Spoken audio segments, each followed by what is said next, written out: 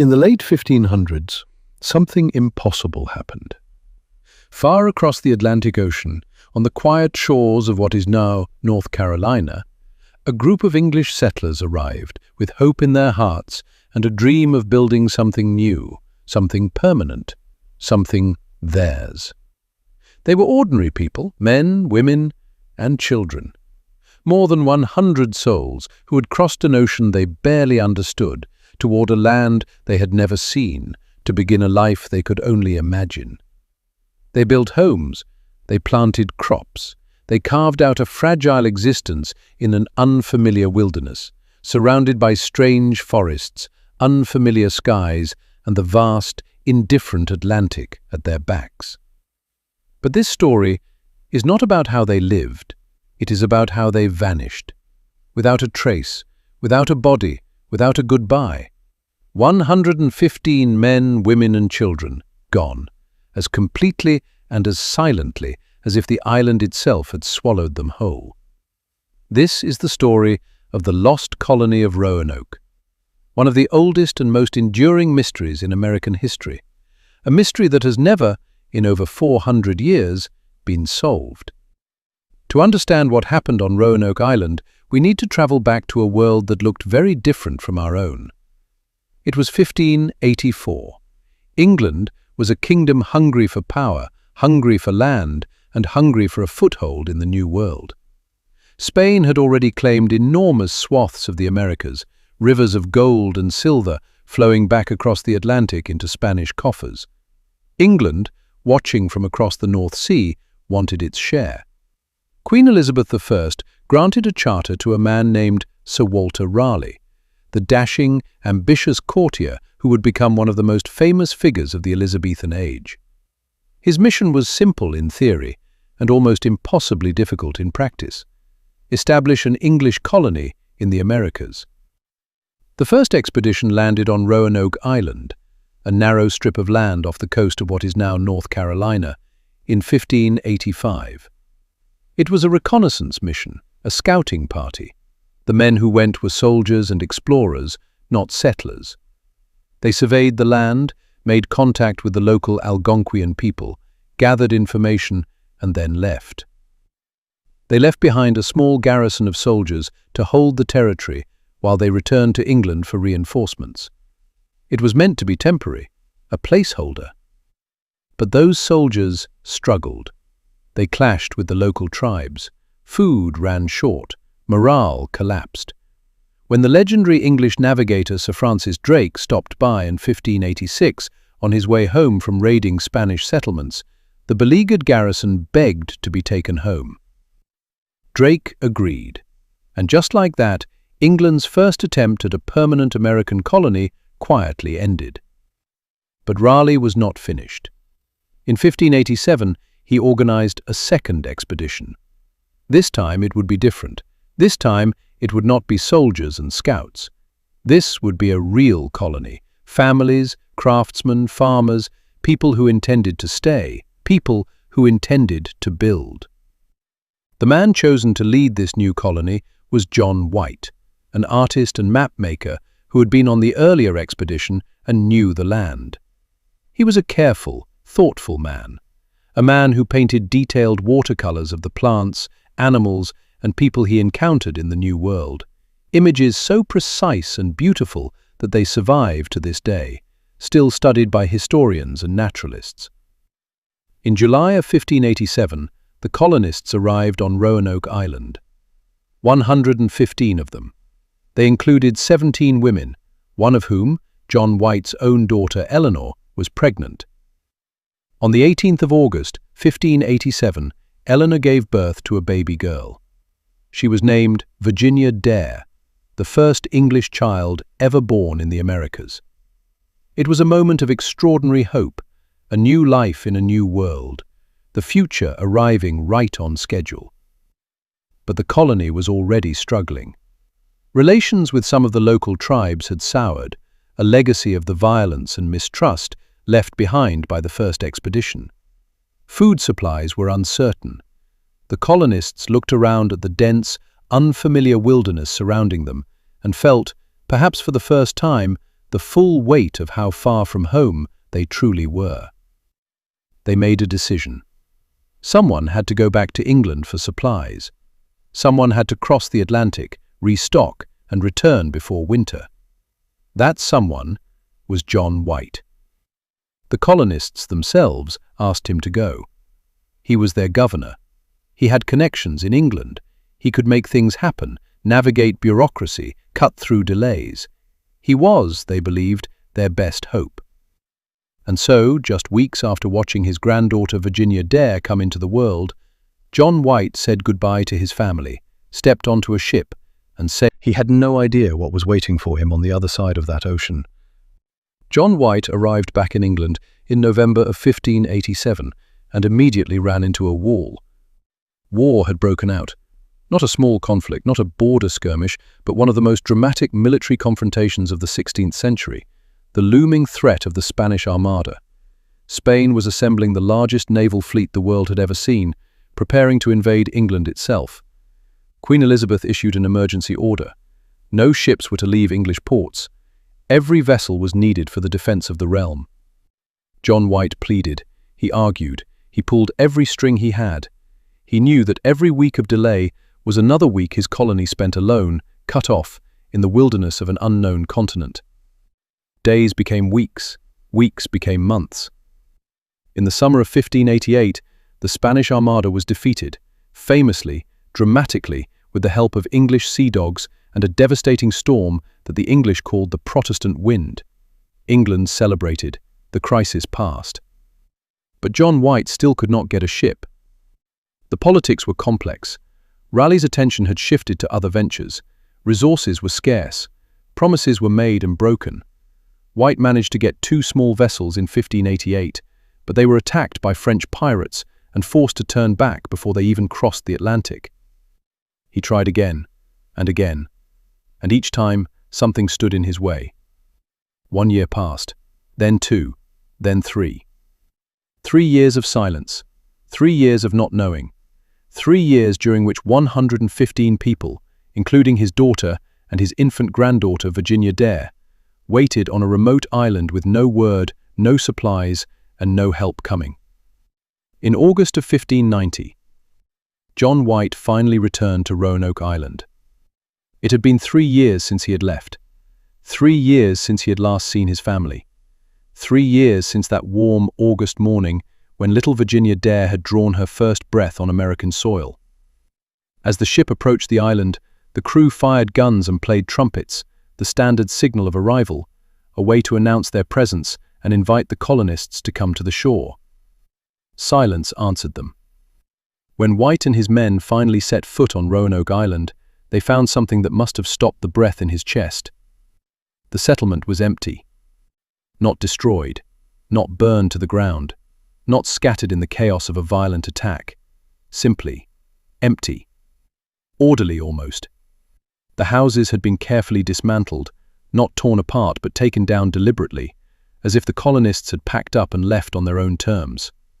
The tools were gone. The cannons had been buried, perhaps to hide them, perhaps to retrieve them later. The boats were missing. There were no bodies, no graves, no signs of disease or starvation, no letters, no journals, no final message left behind for the man who had promised to return. Just silence, and the forest pressing in from all sides, and the sound of the wind moving through the trees. And then White found it.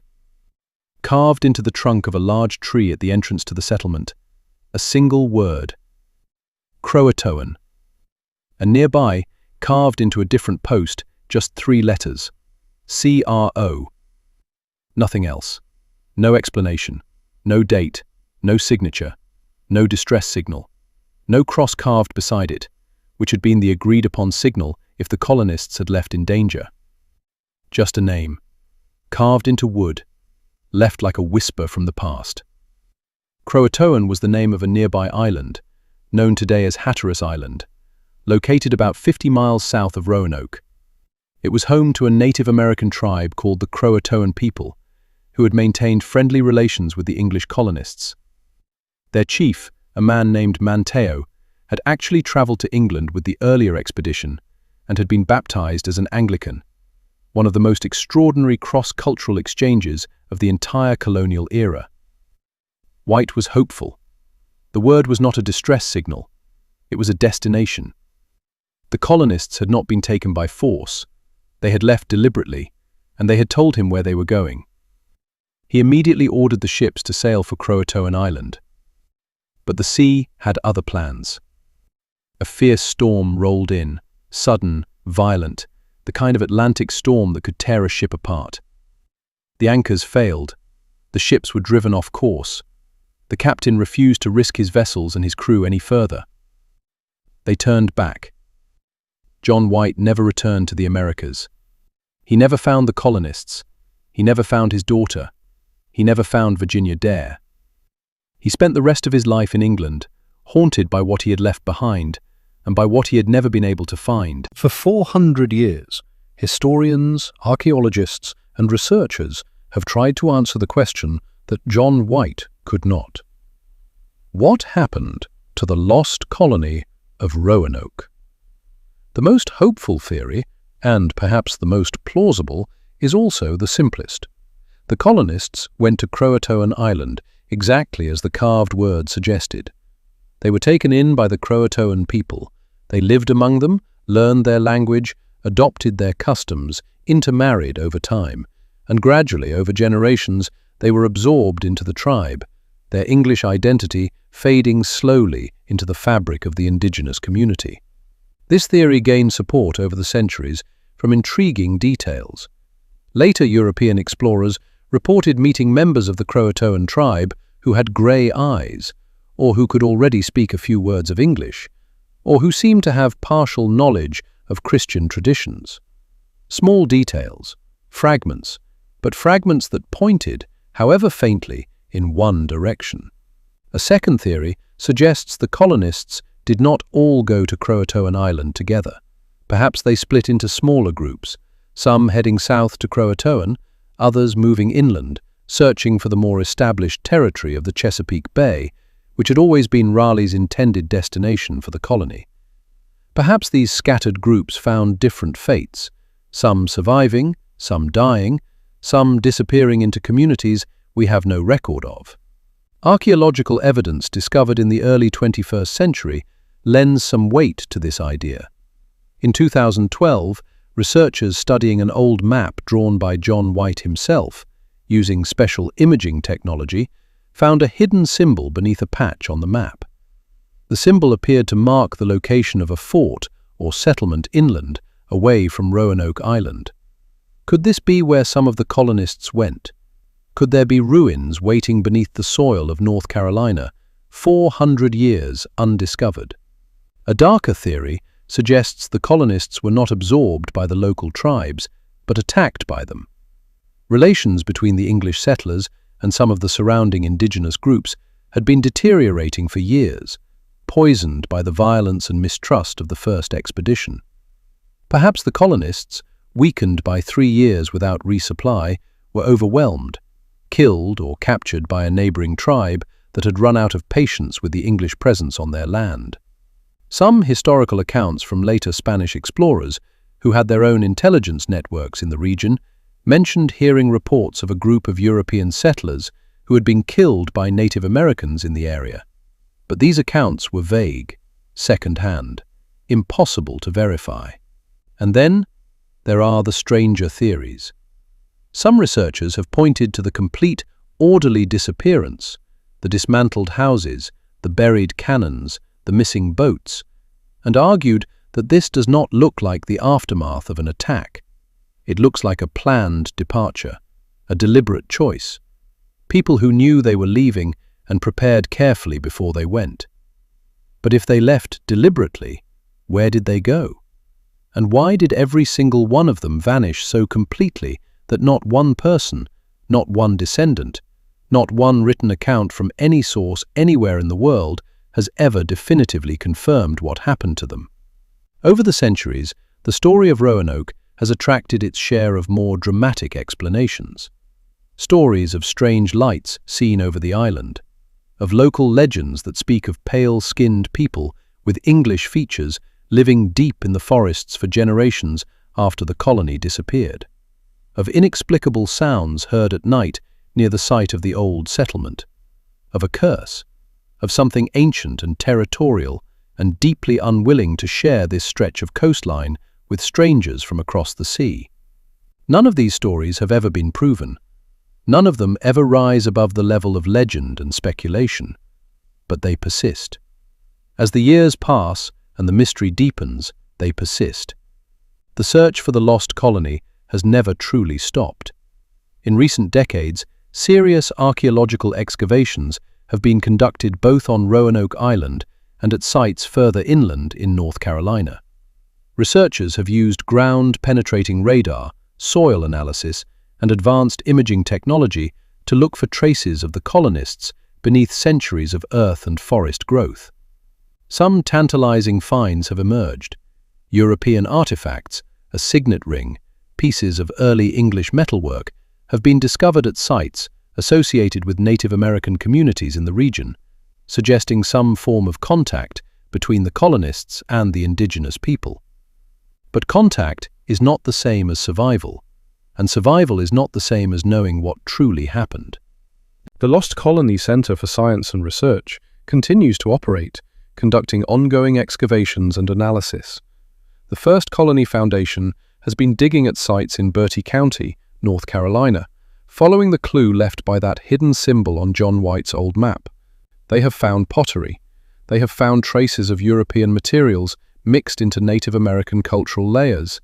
They have found hints and whispers and fragments, but they have not found the colonists. Virginia Dare, the first English child born in America, John White's granddaughter, the baby whose birth was one of the last moments of pure hope this story contains, has become something of a legend in herself. Novels have been written about her. Statues have been erected. A highway bears her name. She is the symbolic heart of the mystery, an infant who grew up, if she grew up at all, in circumstances no one has ever been able to describe. She would be 438 years old this year, and we still do not know if she lived past infancy. There is something about the lost colony of Roanoke that refuses to let go. Perhaps it is the sheer completeness of the disappearance. In most historical mysteries, there are fragments, a body here, a document there, a survivor who told someone else. But Roanoke left almost nothing. 115 people walked off the page of history and did not leave a single fingerprint behind.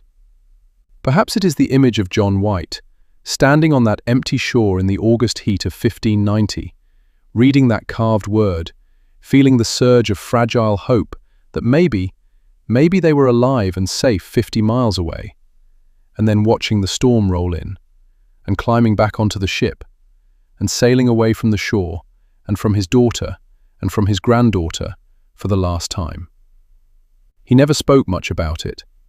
In the few letters that survive from his later years, there is a quality of grief that has no name, the grief of someone who searched and could not find, who returned and found only silence, who spent the rest of his life knowing that somewhere, out there, the answer existed, and that he would never reach it.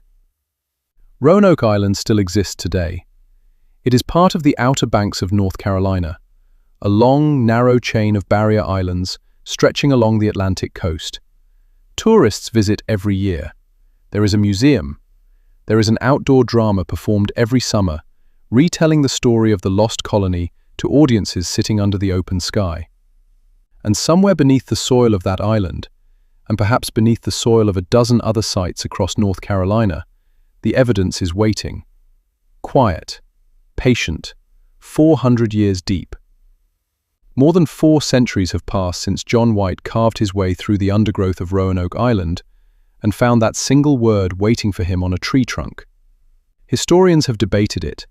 Archaeologists have dug for it. Writers have imagined it. Scientists have scanned it. Legends have grown up around it.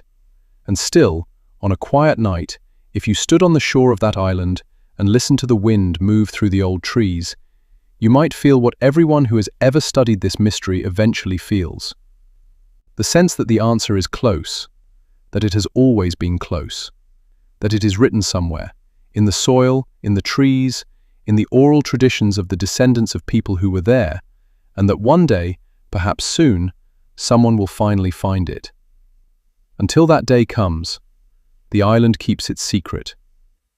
Croatoan, a word that turned a colony into a legend, and a mystery that 400 years have not been able to solve.